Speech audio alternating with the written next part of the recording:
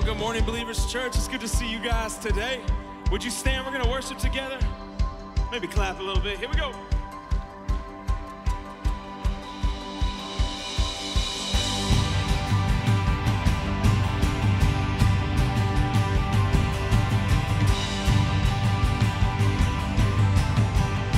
We sing.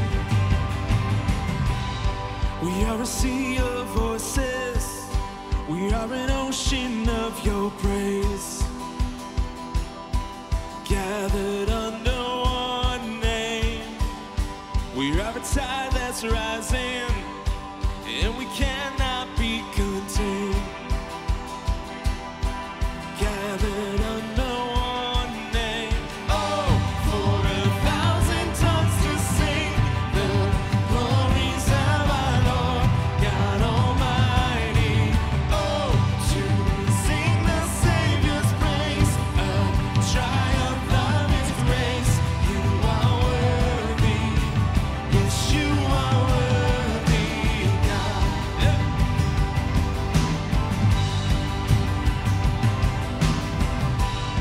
And we have found our anthem at the cross where sin was slain. Gathered under one name, where every chain is broken, every sorrow swept away. Gathered under one name. Oh, for 1,000 tongues to sing the glories of our Lord God Almighty. Oh, to sing the Savior's praise, a triumph of His grace. You are worthy, yes, you are worthy, God. Yeah.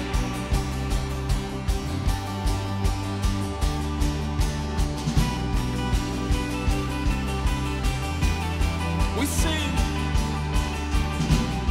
with all heaven sing and all earth below.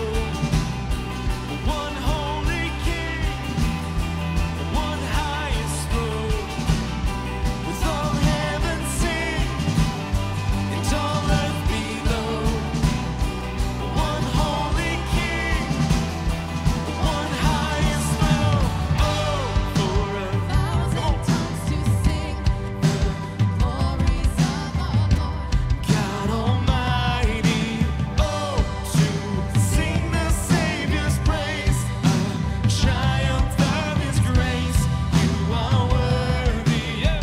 Yes, you're so worthy, God. Oh, for 1,000 tongues to sing the glories of our Lord God Almighty. Oh, to sing the Savior's praise, a triumph of His grace. You are worthy, yes, you are worthy, God. Yeah.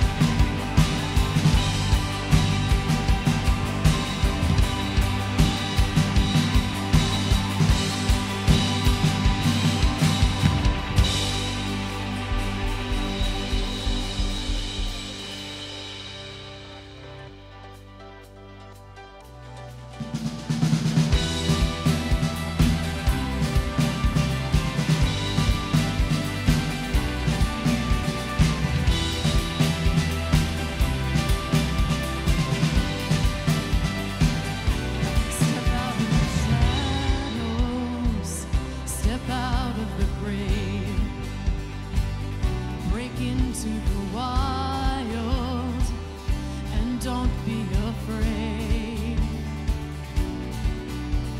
Run into wide open spaces, grace is waiting for you. Dance like the weight has been lifted. Grace is waiting. Where the Spirit of the Lord is, there is freedom. There is freedom. Where the Spirit of the Lord is, there is freedom. There is freedom. Come out of the dark, just as you are, into the fullness of His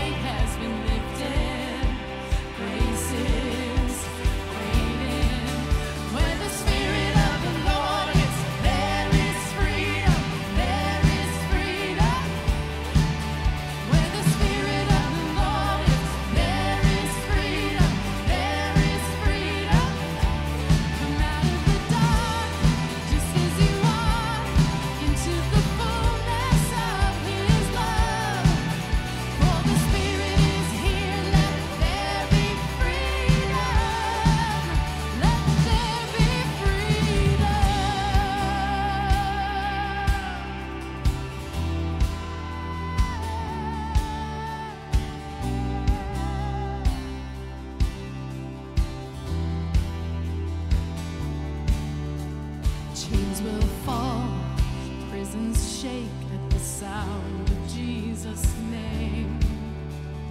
Lives made whole, hearts awake at the sound of Jesus' name. Chains will fall, prisons shake at the sound of Jesus' name. Lives made whole, hearts awake at the sound of Jesus' name.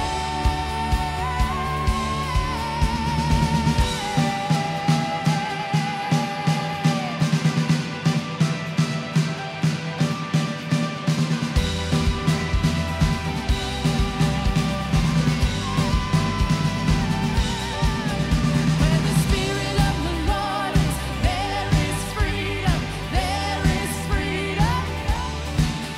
Where the Spirit of the Lord is, there is freedom, there is freedom. Come out of the dark, just as you are, into the fullness of His love. For the Spirit is here, let there be freedom. Let there be freedom.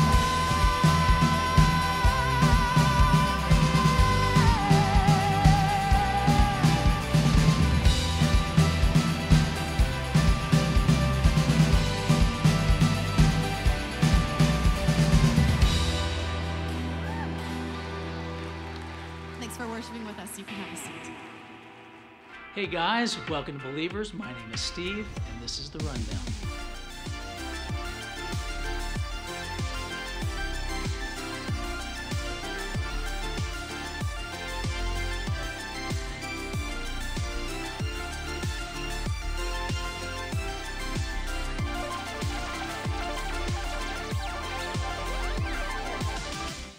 Whether you're a first-time guest watching via live stream or at Hub 757, I'm so glad you're here.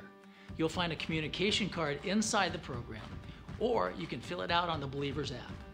If you're a guest, I want you to know that sharing your info with us is a safe thing to do. You won't be added to any lists unless you ask to be. We just want to give you some free stuff. If you'll provide your mailing address, you'll see a thank you note with a small gift in your mailbox this week. Also, if you're on site, you can swing by the guest tent near the front doors to pick up a book and some info about Believers. Did you know that you can do good all around the world just by checking in on Facebook and Instagram? You can. We partner with an organization called Reach, and through them, we're able to give the gift of education to kids in Haiti. All you have to do is use the hashtag #HopeForHaiti when checking into Believers. Every 10 check-ins provides a month of school. While you're filling out your communication card and checking in, I want to take a moment to introduce myself. Again, my name's Steve, and I'm the newest member of the Believers staff. I'll be serving as the Connections Pastor, and I'm excited to join you in the mission of making Jesus number one person at a time. I have a passion for connecting people to the local church and watching them grow in their relationship with God and others. My wife Julie is still in Florida as we wrap up our housing situation there. Hopefully, she'll be making her way to Suffolk very soon. Can you believe we're wrapping up the month of January already?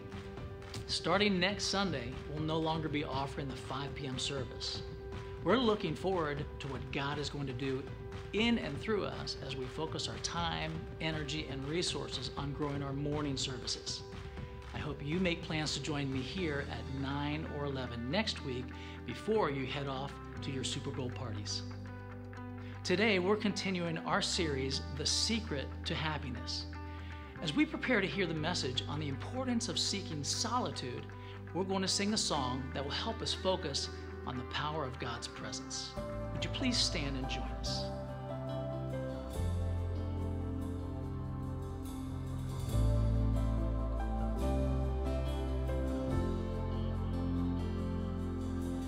Let this be a place where you long to come as we make a way for your love. Let these hands be clean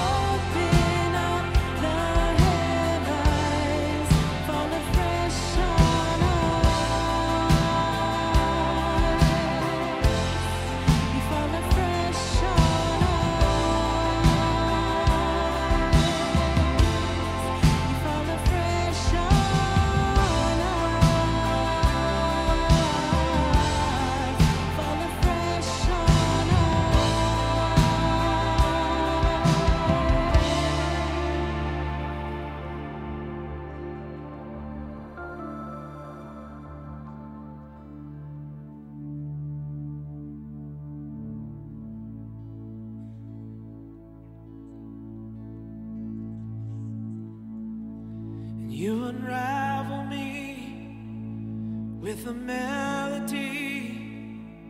You surround me with a song of deliverance from my enemies, till all my fears are gone. And I'm no longer a slave to fear. Oh, I am a child of God. And I'm no longer a slave to fear. Oh, I am a child of God.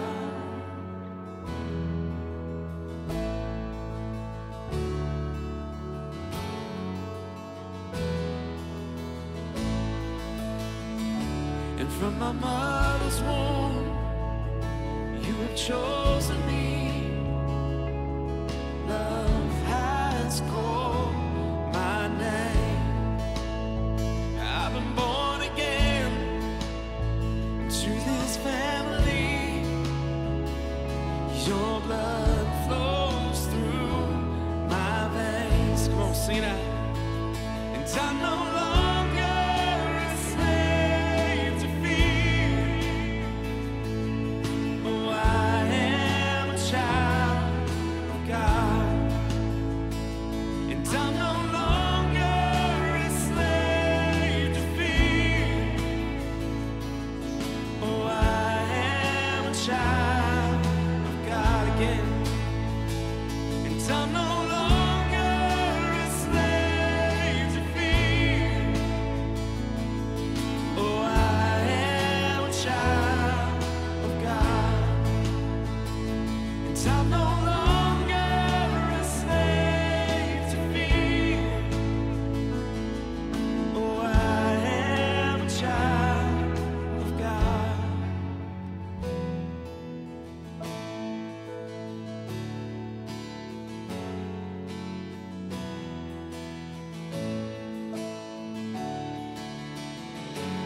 I am surrounded by the arms of a Father, and I am surrounded by songs of deliverance. We've been liberated from our bondage.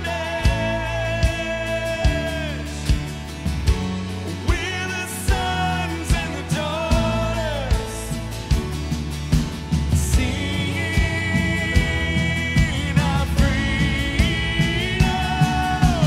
Oh,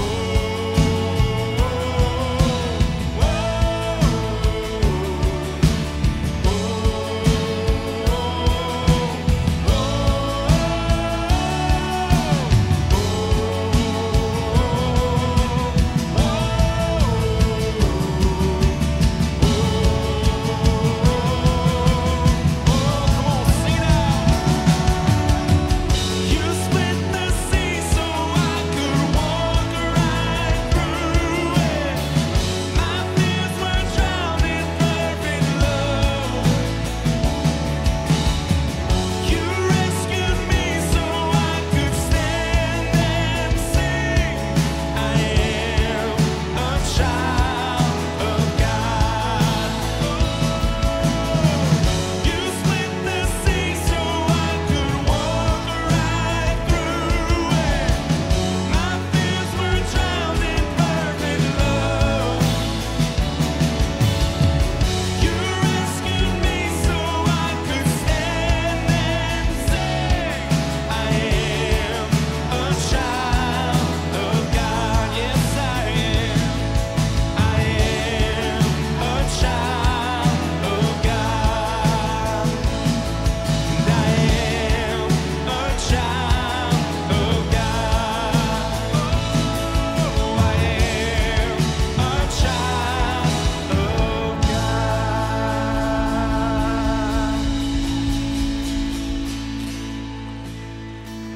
And I'm no longer a slave to fear. Oh, I am a child of God again. And I'm no to fear. Oh, I am a child of God. Amen. Man, thank you guys for worshiping with us this morning. You can have a seat. You got a dream, you got to protect it. People can't do something themselves. They want to tell you can't do it.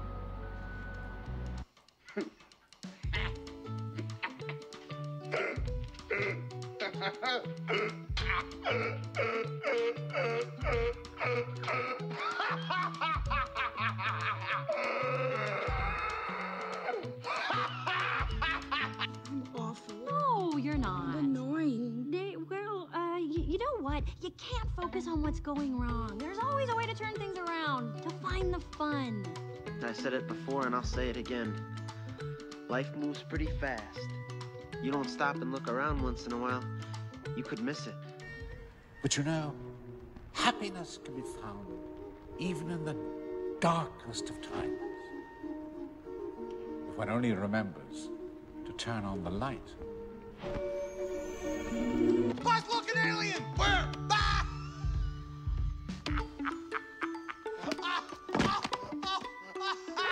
In exactly 5 days, we will be $100 billion richer.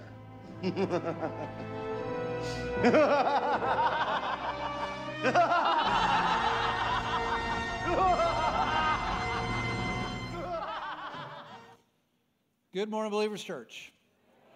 It is good to see all of you. My name is Jamie. I am one of the pastors here, and whether you are live in the room or live online, we are glad you've taken time to be here.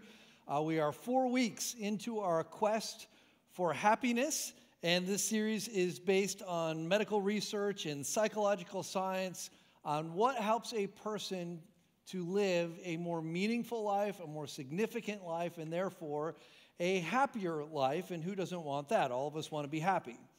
The research presented at a class at Yale University became the most popular course in the history of Yale, and the research reveals what happy people do. And so the gist of this series, the bottom line of this series is pretty straightforward.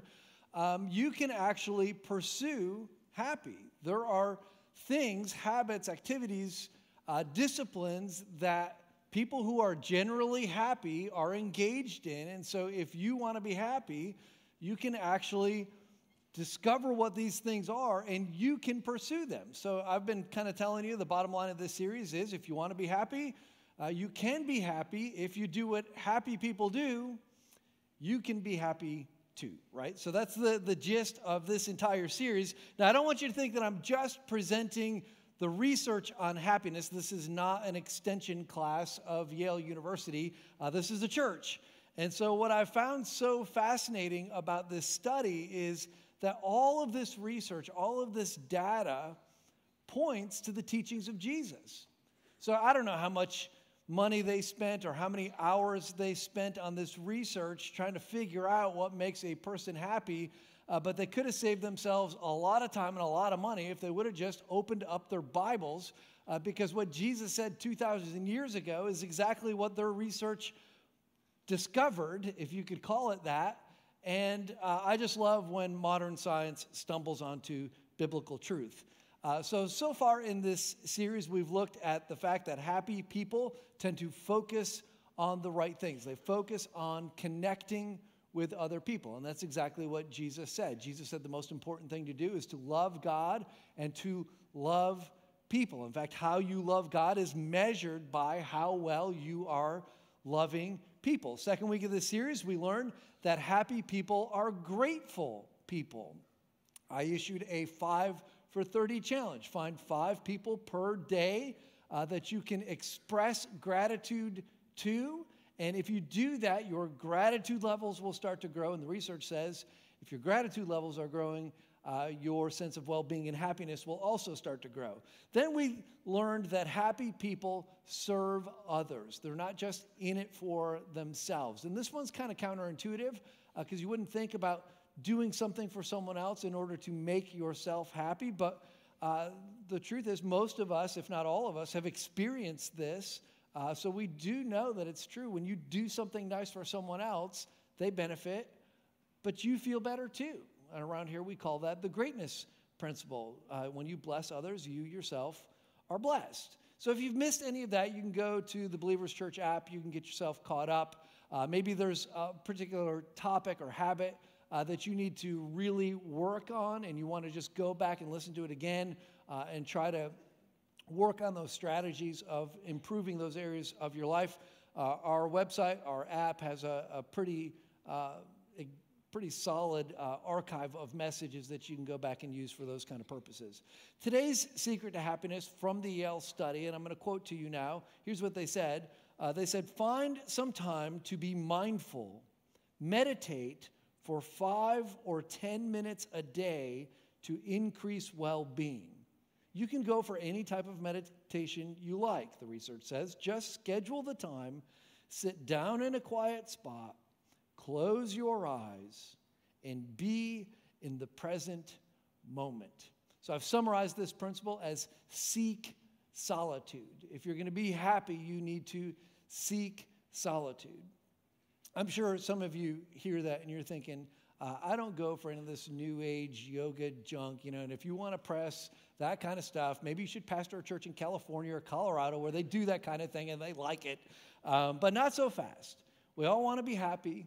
We've all spent our entire lives trying to be happy. We're probably not as happy as we'd like to be. And so that means if we're going to be happier, we're going to have to try doing something that we haven't been doing before. And if you want to be happy, you got to do what happy people do. And according to the research, happy people find time to sit down in a quiet spot and close their eyes and be in the present. That's what happy people do. So of all the ideas of happiness that we have looked at, this is probably the most countercultural. Last week was the most counterintuitive. Do something for someone else in order to increase your happiness. But today, this idea of slowing and silence, those are radically countercultural. Slowing, that is the opposite of everything in our world. Technology is designed to move us faster and to increase the pace, not just of our downloads, but just of life in general.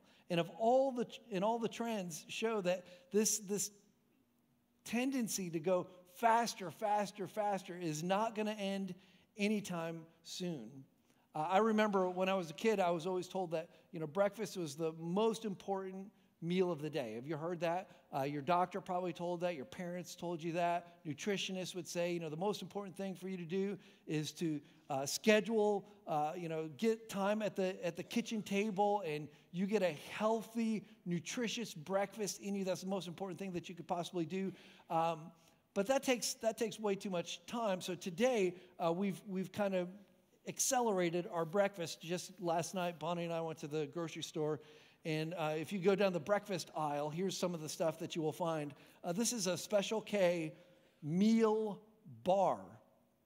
It looks exactly like a candy bar, and it's called a chocolate peanut butter meal bar is what it is. I'm sure it's really good for you because it's Special K. So there's that. Then if you don't want the chocolate bar, this one looks healthier because there's some grainy stuff on the top of it. This is a breakfast square. So who's got time for, like a breakfast, meal? You don't have time for that, but you can have time for a square. You just grab a square on your way out the door, and that'll be really good. And then this was my favorite one that I found. It's called Fast Bites. Fast Bites. It is a sausage and cheese biscuit, and then underneath that it says pork sausage patty and cheese product on a biscuit. I have no idea what that means, but it sounds disgusting. But the good news is only takes 60 seconds in the microwave. So really fast. So if you would like this, I'm going to auction it off after the 5 o'clock service tonight, so you can come back for that. And then, of course, your cup of coffee. It's a Keurig, right? It's just like what is all of this stuff intended to do? Just make it faster. Breakfast, right? That's what we want. Breakfast. We want it fast. We don't have time to do like nutrition, so we just have squares and cheese product and stuff like that. That we can just kind of grab and go. That's kind of the mantra. And it's all designed to accelerate your day because you don't have time to slow down. Slow is bad. Fast is good. Faster, better, right?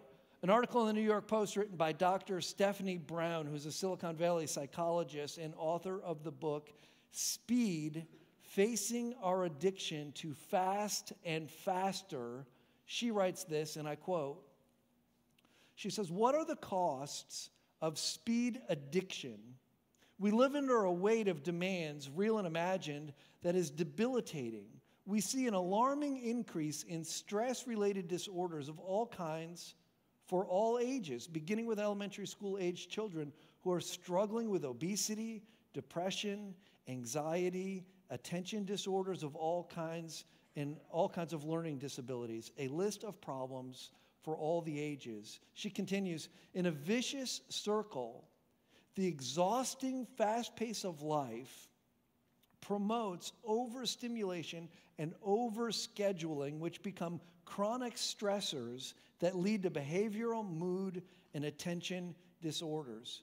We cannot see that we're causing our physical, emotional, behavioral health problems as we try harder to go faster and then turn to medication to treat the unforeseen consequences.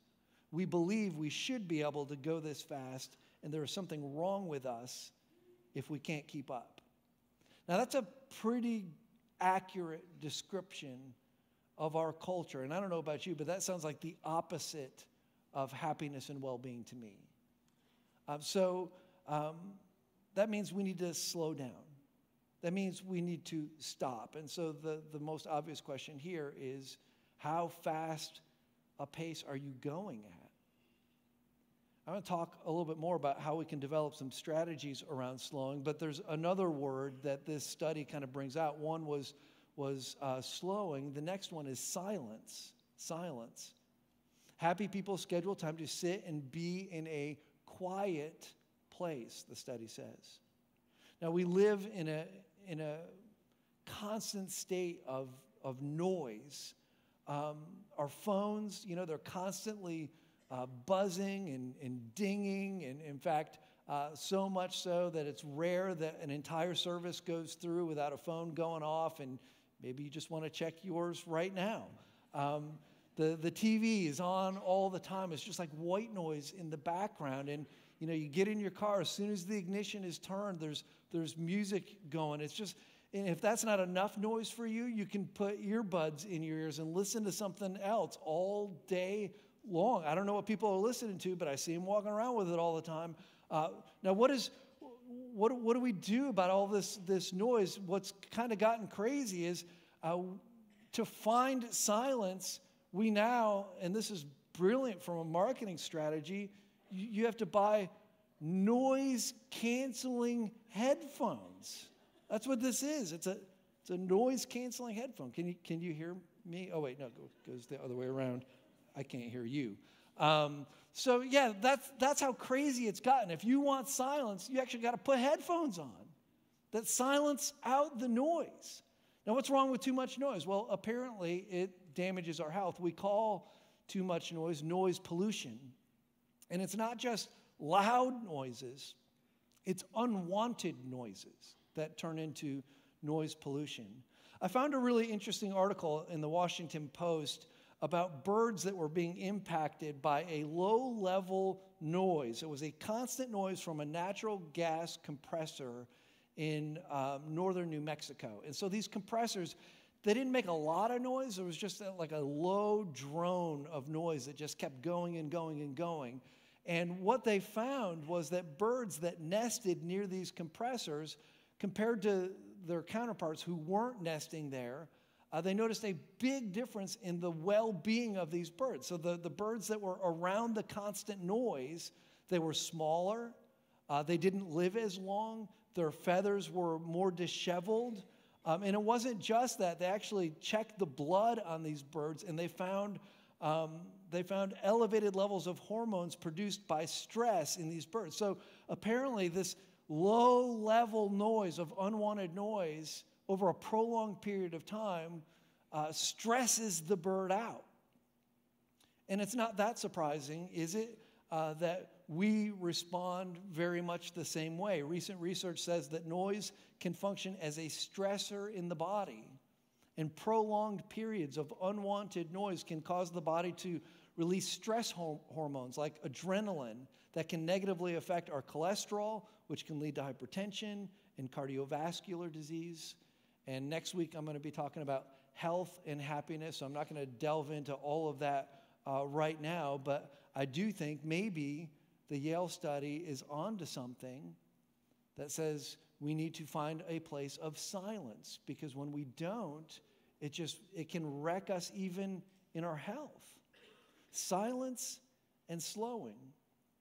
I know what some of you are thinking. That sounds like a sweet, novel idea, and you will get around to it when you retire. You'll have plenty of time for all the silence and slowing. But in your mind, slowing is for lazy people. Slowing and silence are for the touchy-feely types who don't really want to accomplish much or don't have much ambition. And I get it. I was one of those guys years ago. I never had time to slow down, and it was impacting all of the relationships around me. I remember, Bonnie complaining about me not being around the house much and having too many meetings in the evenings and missing dinner and all that kind of stuff. And you think you have reasons to stay busy. I can top yours. She would say things like, I can't believe, you're out another night this week. And I would say, well, I'm sorry I'm missing dinner, but I'm keeping people out of hell. Okay? So, try to top that. right? I was working for God, so I had every reason to just run at breakneck speed. So I lived in that tension, and it didn't go well for me. I'll talk about that more a little bit later. But if you love fast-paced, you love the Gospel of Mark, because the Gospel of Mark is a fast-paced gospel. Mark was not a companion of Jesus, but he was mentioned several times in the book of Acts, which is where we learn about the expansion of the very first church. And in fact, the church in Jerusalem, the very first church that existed, that church met in Mark's mother's house. So he was very familiar with the Jesus movement. And we read through the book of Acts that Mark was actually good friends with the Apostle Peter. And most Bible scholars believe that the Gospel of Mark, it was penned by Mark, but it was actually the recollections of Peter. So Peter would share with Mark his experiences of following Jesus around for those 3 years. And then Mark, he wrote those things down. And those accounts, that account of the life of Jesus, as you might imagine, after Jesus died and then rose again, those accounts were considered to be very valuable. Someone who knew Jesus that intimately and who had walked with him that closely for so long, people wanted to read these accounts. And so Mark's gospel was copied carefully and distributed so other people could read about what Jesus had done from the perspective of someone who was following him. And then eventually, of course, that record became a part of what we know as our Bible. And in Mark chapter 1, most of the other Gospels, they start with a prediction of the birth of Jesus, or they start with the birth of Jesus, but Mark's in too much of a hurry for that. So he skips right over the birth of Jesus, and he jumps right into John the Baptist. And John the Baptist is saying, the Messiah is coming. And then right after that, Mark records for us that John says, and here he is. And it's Jesus. And John baptizes Jesus. And then in the first chapter, this all happens in the first chapter. So John the Baptist predicts Jesus. There's Jesus, baptizes Jesus. Then Jesus goes out into the wilderness to be tempted by Satan. After that, Mark tells us that he calls the 12, and he selects his team. And they go to the synagogue in Capernaum, and while Jesus is teaching, Mark tells the story of while Jesus is in the synagogue in Capernaum teaching, a demon-possessed man is screaming and goes into convulsions, and he rushes at Jesus. And that would be pretty spectacular if something like that happened here. It would get everybody's attention, right? But what Jesus did is way better than how I would respond. I would respond by running off that way. Jesus actually healed the man. And when he healed him, the guy screamed again and then went into convulsions again, and then he was completely healed. And as you can imagine, people started talking about this miracle of Jesus. And so Mark tells us amazement gripped the audience at the synagogue, as you might imagine, and they began to discuss what had happened. What sort of new teaching is this? They asked excitedly. It has such authority. Even evil spirits obey his orders. The news about Jesus spread quickly throughout the entire region of Galilee. So they leave the synagogue, still in chapter 1, and I'm not sure, I don't think this is necessarily like chronological. I don't know that it all happened in like one day the way you read it. It's just different things that had happened. But right after that event, Mark records for us that they went over to Peter's house, and his mother-in-law was ill, and they were all hungry. And you know, moms, how it is. You don't even have time to be sick. And so Jesus healed her, and she immediately got up and prepared a meal because they had to eat, right? So right after that, people are excited again about another miracle happening. And so we read this, still in Mark chapter 1. That evening, after sunset, many sick and demon-possessed people were brought to Jesus, and the whole town gathered at the door to watch. And so Jesus healed many people who were sick with various diseases, and he cast out many demons. I mean, this is action-packed, right? That's just the first chapter. And so if you like fast pace, if you like quick, you should read the gospel according to Mark. And you can see from Jesus, he did not shy away from busyness. There were things to do, and he did them. And he worked tirelessly from seemingly from the time he gets up to the time the day is over. He's going at it. And then you think about this. Jesus, at the end of his life, we know that Jesus accomplished everything his Father had for him to do. You let that sink in. Like, I rarely finish a week where I feel like I accomplished everything I needed to do. Not even a week. Jesus gets to the end of his life, and everything he needed to do was done. But then Mark inserts this little detail in the next verse, and it's our memory verse, Mark 1:35. And here's what we read. It says, before daybreak the next morning, Jesus got up and went out to an isolated place to pray. Jesus, God in the flesh. He had important things to do. There are people lined up to see Jesus. He accomplishes everything the Father tells him to do. And even though he still managed to schedule a time to slow and be silent.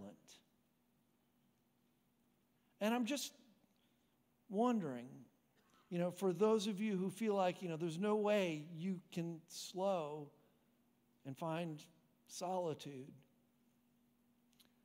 are you better than Jesus? Because if Jesus, God in the flesh, needed to find time to slow and find silence, then don't you think that's important for us too? Now, the first week of this series, I told you that the research revealed that happiness comes from focusing on the right things, particularly connecting with other people. And now I'm telling you that you need to seek solitude. And you might say, well, that's pretty convoluted. But what the research says and what Jesus modeled is that you need to find solitude. And it's not a contradiction. When talking about solitude, there's a pastor that I read a lot of what he writes, and I listen to him a lot. His name's Kerry Newhoff, and he says this about solitude, and I'm quoting. He says, solitude is good. It recharges the soul. It offers time for reflection, for prayer. And even when you're alone, if you're experiencing solitude, you are still connected. Solitude connects you to God, to yourself, and prepares you to be connected to others. I think that's such a powerful insight. There are a lot of you that you spend time alone, and from the outside looking in, you might say, I'm experiencing solitude. But what many of you are experiencing is not solitude, it's isolation. What Carrie says here is solitude prepares you. It keeps you connected to God. It helps you to be in tune with where you are, what you're thinking, what you're feeling. It prepares you to connect with other people. Isolation does the opposite of that. They look the same, but they're very different.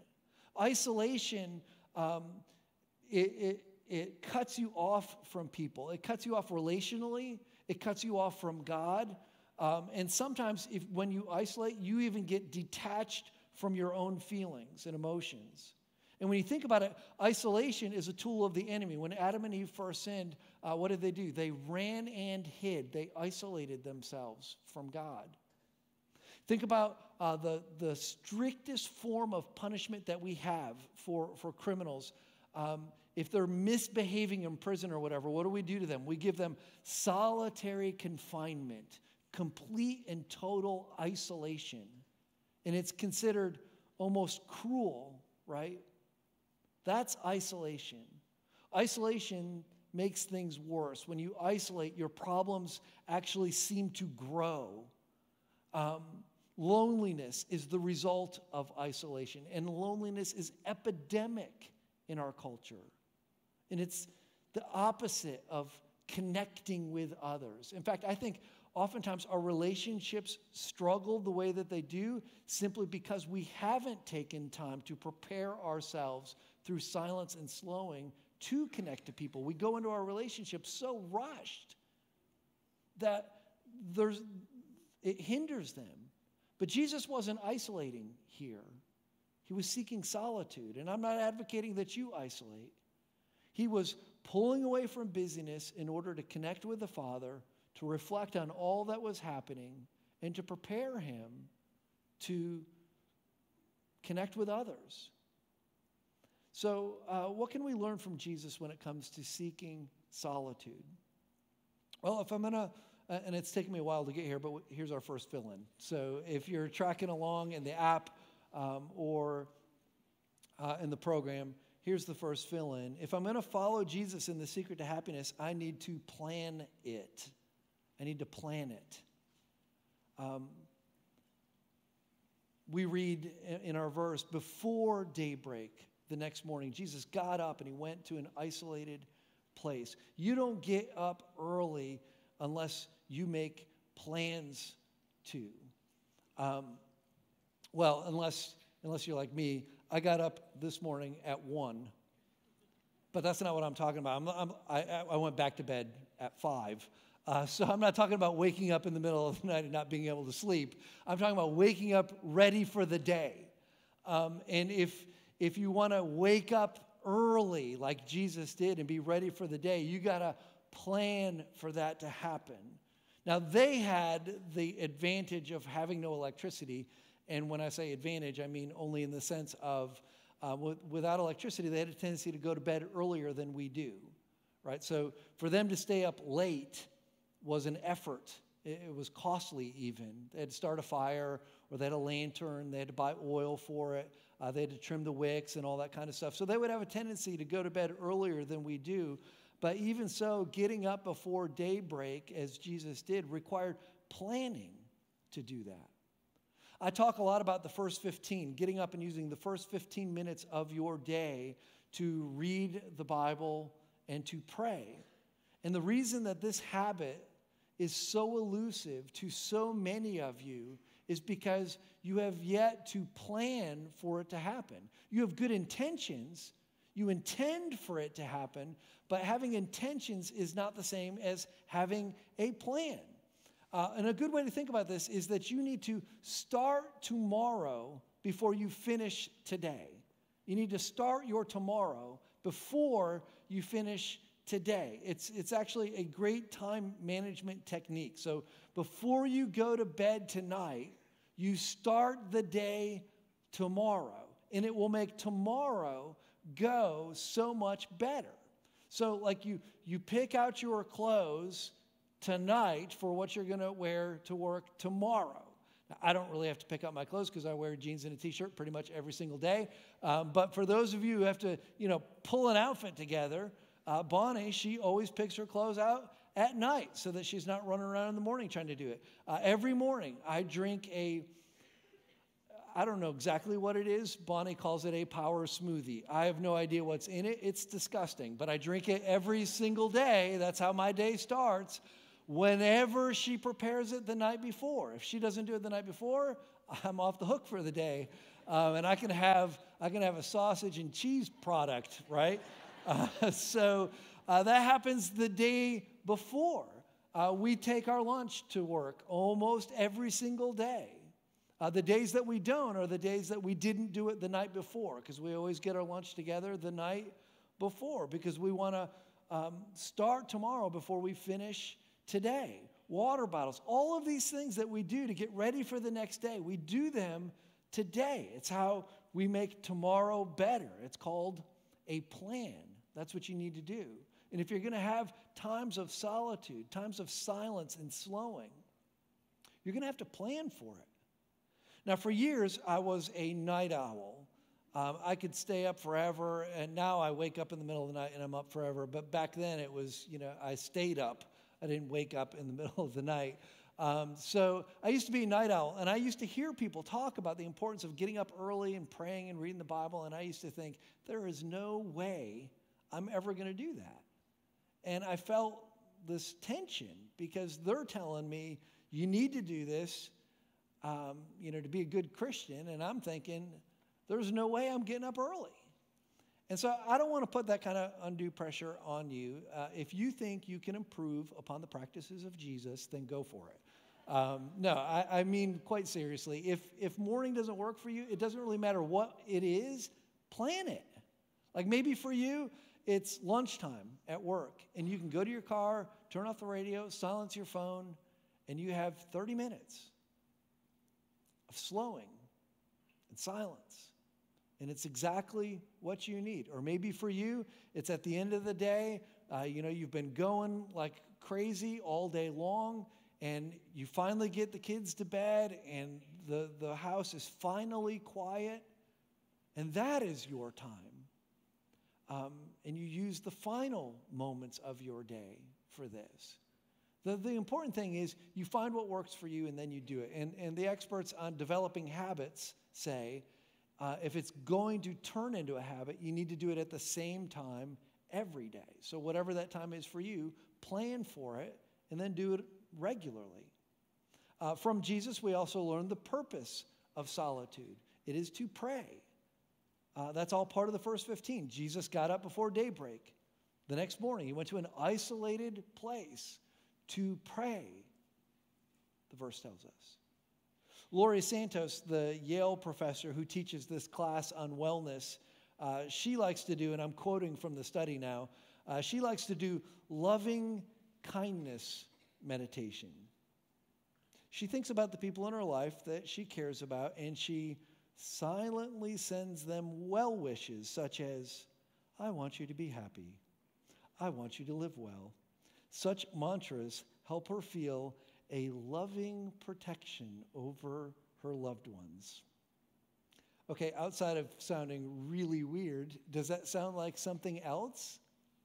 What she calls loving kindness meditation, I call intercessory prayer, because that's exactly what she described. They really are plagiarists. They stole it right from Jesus.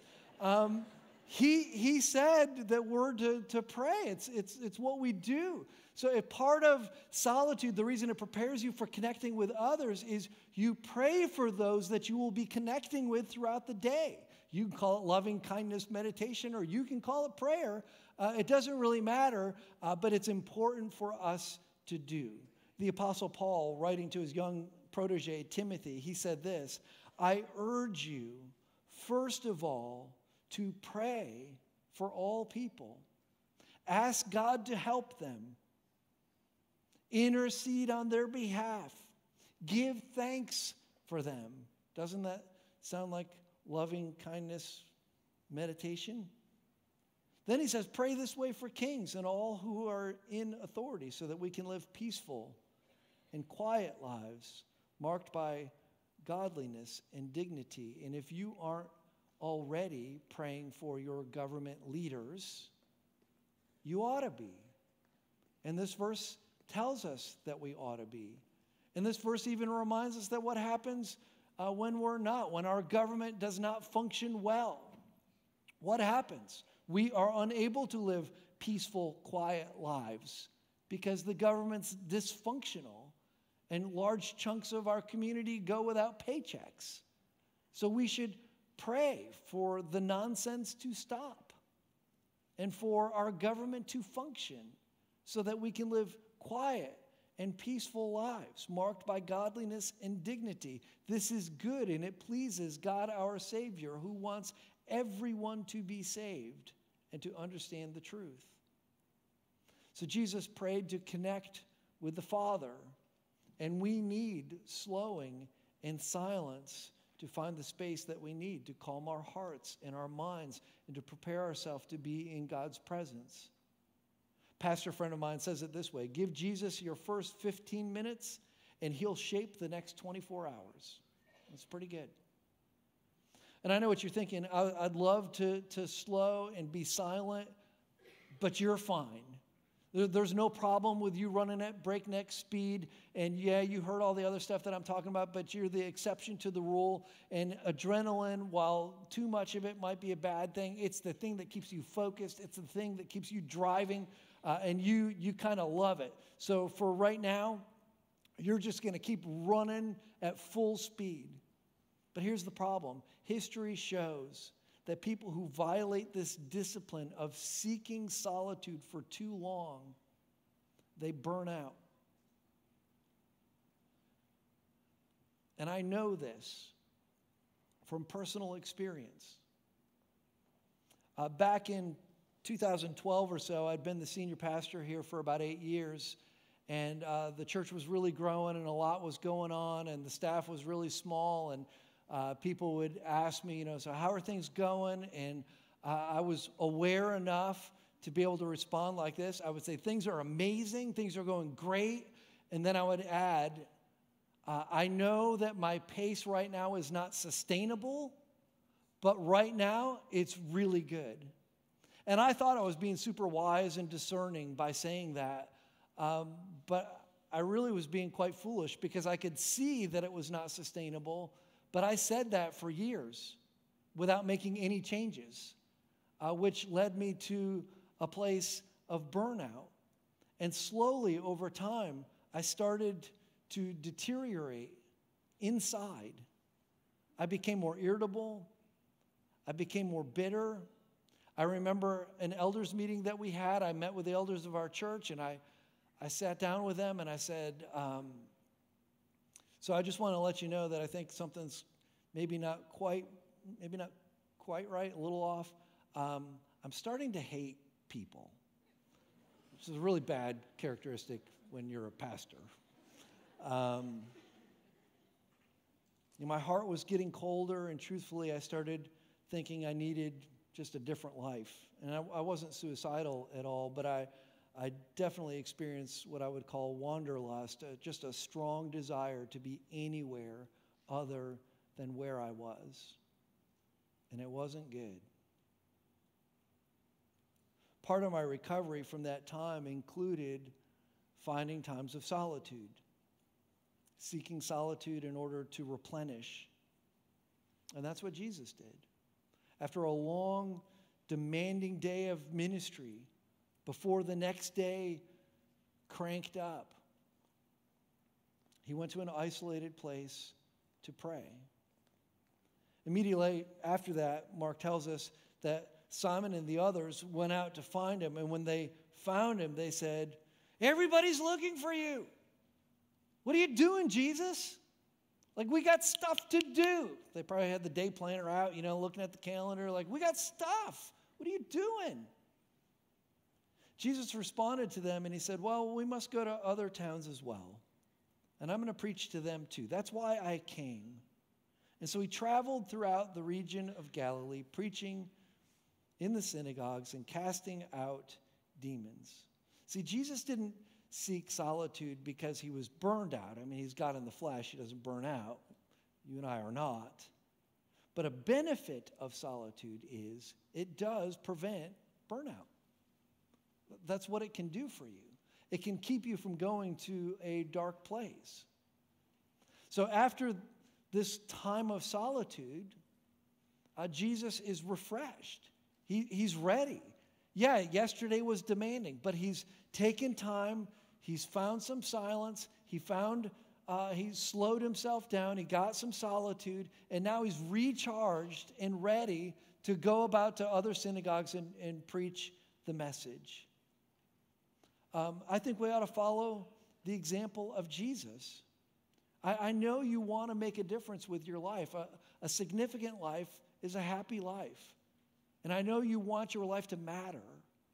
Then let's follow the example of Jesus. Let's pull aside from busyness and find times of solitude and silence to restore and to refresh ourselves and to connect with God. And I'm wondering, as we kind of wrap up, have you ever connected with God? Some people think that they connect to God by coming into a room like this, and this is your connection to God. or there's some other activity that you do, and that's how you connect with God. You check things off your list, and if your checklist is good and solid, you've connected with God. But that's not how it works. The Apostle Paul wrote this to Timothy. He said, there is one God, and there is one mediator who can reconcile God and humanity. So here's God, here's humanity, and we're apart. Why are we apart? Why are we not reconciled? We're not reconciled because of sin. And Paul says there is a mediator, one mediator, the man Christ Jesus, and he gave his life to purchase the freedom of everyone, to reconcile the world to himself, to bring these two together. How does God reconcile the world to himself? He does that through sending Jesus to come and to pay for the sin of the world, that thing that is keeping us from connecting with God, and removing it by paying for it with his death on the cross, so that there's now no barrier between us and God, but we've been reconciled, brought together with him. And the only way you can connect to God is through the man, Christ Jesus, because of what he accomplished for you. And so if you're here trying to connect to God, and maybe you never have before, the really good news is you can by connecting through Jesus. He has the pathway to the Father. And if you have never made the decision to come to Jesus, I'll give you an opportunity to do that in just a moment. Let's look at our next steps on the back of the communication card. The very first one, trusting in Jesus for the very first time. And if you are here and you've never come to Jesus to receive that forgiveness of sins, to be reconciled with God, I'll give you an opportunity to pray with me in just a moment. And if you do, I would encourage you to check that block right there and put your mailing address on the other side. And after I pray for the offering and you drop this in the bucket, this week I'll mail you a little book that we've put together to help you to stay connected with God. Underneath that, our memory verse, the one that we've looked at all morning, Mark 1:35. We have memory verse cards if you need them out at the kiosk in the Commons. Underneath that, will you start planning for solitude? Plan for it. Underneath that, committing, maybe recommitting to the first 15. The one above it is really important if you're going to do that. You got to plan for that. Whatever your next step is, please indicate that by checking the block on that card. I'm also going to pray for our offering at the same time, so you can go ahead and get ready for that. We have a giving envelope inside your program that you can use for giving. Of course, you can give electronically, or you can use the envelope to give whatever method of giving. If you call Believers Home, we ask you to give and give generously. I also want to let you know about something that we are doing starting today. We'll be doing this for the next couple of weeks. You've heard that the government shutdown is over, temporarily at least, for 3 weeks. This is really good news. I talked to a handful of our Coast Guard community this morning, and they're looking forward to a whopping 1-month paycheck followed by another paycheck this week. So that'll be really great for all of you to be able to get kind of caught up and replenish your reserves and so forth. But there's a lot of government contractor people that were also impacted by the shutdown. There is no back pay for them. And so they've gone 5 weeks without pay, and many of them are just kind of struggling. And so we're starting today a gift card drive, and primarily like things like, we can't solve all of the problem. We can't, replenish a bunch of people's 5 weeks worth of pay, but we can help to meet some immediate needs so that they can reallocate some resources to some of the other things. So we're doing a gift card drive of things like gas cards, grocery store cards, that kind of thing. And if you have them today, we put it out on social in the last few days. So if you have some today, you can just drop them in the bucket as they go by. If you want to give to something like that, you can give electronically. And in the drop down where you can designate your giving, if you designate it to help or benevolence, we will use all of those funds that come in to purchase those gift cards. And we're going to target that community to try to ensure that those who need the help the most are able to get that. So if you want to contribute towards that, your generosity will make a difference. So whatever your next step is, indicate that. After I'm done praying, the buckets will come through the room, take the communication card and the envelope, drop them both in the bucket, pass it down the row. But right now, let's close out our time praying together. Would you bow your head with me? Father God, thank you for the privilege that we have of coming into your presence. The only reason we can is because of what Jesus accomplished for us. And so we give you thanks for that. I pray for our church family. I know many, many, many of us are functioning in ways that just are not sustainable or healthy. And I pray that we would be strong enough to follow the example of Jesus and to seek solitude so that we're healthier, so that we can connect with you and connect with others in ways that are meaningful. Father, for anyone in the room who's never connected to you through Jesus, I pray that you draw them to yourself even now. And while our heads are bowed and no one's looking around, if you've been trying to figure out how to connect with God, but you've never come to Jesus to do that, but you're ready to receive what Jesus provided for you on the cross, freedom for everyone, as that verse says, you can pray with me. And just direct your thoughts to him and check that block on that card and say, Father, thank you that you loved me enough to send your son Jesus to pay for my freedom so that I could be brought into a right relationship with you. And so I receive what Jesus provided, forgiveness of sins. And from this moment, to the best of my ability moving forward, I will follow you. Father, receive the gifts that we present now. Use them to accomplish great eternal good. And we're so very grateful that you invite us to call out to you in Jesus' name. Amen. Believers is a global church. That means we're a local church with a global mission. Our mission is to not only make Jesus number one here in Suffolk, we want to make him number one in Hampton Roads, in our region, and all across the world. In order to do that, we have partnered with some fantastic people and organizations.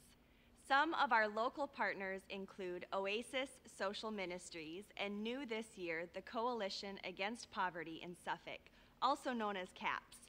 Both of these organizations are committed to meeting the needs of the homeless population in our community. Another local partner is the Her Shelter, a domestic violence shelter providing safe housing, counseling resources, and job opportunities for women and children. We also have a long-standing relationship with the Kime Center, a pro-life organization offering counseling, training, care, and resources to women facing an unexpected or unwanted pregnancy. We are also grateful to come alongside Virginia Beach Justice Initiative, who fights to rescue and rehabilitate people who have been victims of human trafficking. Regionally, we're a part of the Acts 2 Network, a group of churches that equips and supports pastors that are planting new churches. We also work with Arvon as they engage businesses and churches in the work of racial reconciliation. Believers' approach to partnering with global missionaries is quite unique. Our global partners are strategically selected and must align with our commitment of the local church being equipped and empowered to meet the needs of its own community. We partner with John and Eliana Reimer at Word of Life in Brazil, Kevin and Cheryl Stauffer in Lyon, France, Steve and Tara Renault throughout Nepal, Earl and Damaris Bowie along with Orphan Network in Puerto Cabezas, Nicaragua. This year, we're excited to begin partnering with Trent and Amy Pruitt in Davao, Philippines. I'm excited to introduce you to them next month. So, whether you're interested in getting involved locally or supporting efforts overseas, I have a place for you on the Global Outreach Impact Team. You can go to believerschurch.org/connect and click on the Impact Teams tab. Fill out the form and select Outreach. I'll get in touch with you this week. If this team doesn't really sound like a match for you, go ahead and check one of the other blocks. Any one of our team leads would love to get you connected through serving others. All right, so when you give here, all of those things that she just mentioned are supported through your giving, through your generosity. So if you want to be a part of that team that stays in contact with them and explores ways that we can increase our impact locally and globally, you can follow Heather's instructions. We'd love to have you be a part of that team. Before I let you go, I do want to remind you of just a couple of things. We have the prayer room available for you. So if you came in here with something that's just kind of weighing heavy on you, or maybe you came with someone who's going through something kind of tough, we have ministry leaders who are in the prayer room. As you leave the auditorium and go to your left, you'll see it on the left-hand side. Stop in there. Let them pray for you or for your friend. They would be honored to do that. That's why they are here. Also, out in the Commons, we have giving statements that are available for you, so be sure to pick those up. It's the last Sunday to pick them up. Otherwise, we will be mailing them tomorrow. That's the one that is required by the IRS, so we're going to comply with their requirements there. And then lastly, if this is your very first time with us, we're just so glad that you're here. And we do have a free gift for you. If you didn't pick it up on the way in, stop by the blue tent. It's just inside the doors as you're leaving out the main doors of the building over on that side. So be sure to swing by there. You don't have to sign up for anything. You don't have to, exchange anything to pick up the free gift. It's just our way of saying we're glad that you're here and we hope that you'll come back. And with that, I'm going to invite you to stand, say hello to a few people around you that you don't know all that well. Thanks for being here. Have a great week.